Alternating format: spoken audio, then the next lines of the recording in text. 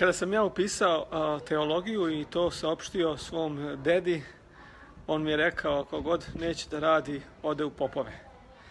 Evo da pokažemo da nije baš tako ili možda čak da je deda bio u pravu. Podijelit ću s vama par kadrova gdje je naša vrijedna braća i sestre, više sestre nego braća, sređuju crkvu tokom proljetnog čišćenja našeg objekta. Marija,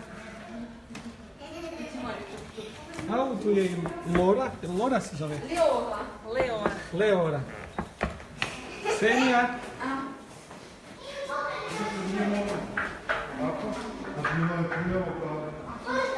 Žikamine.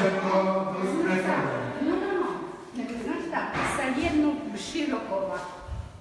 Nemojte me slikati na Valeriana. Idemo dalje. Vidite na Facebooku, na Twitteru. Sébastien. Oui.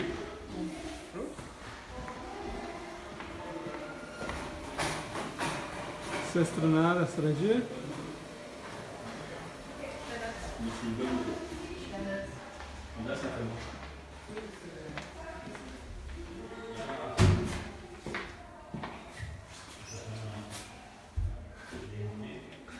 Eto. A ja, moj dio posla je da nadgledam i da ih snimam.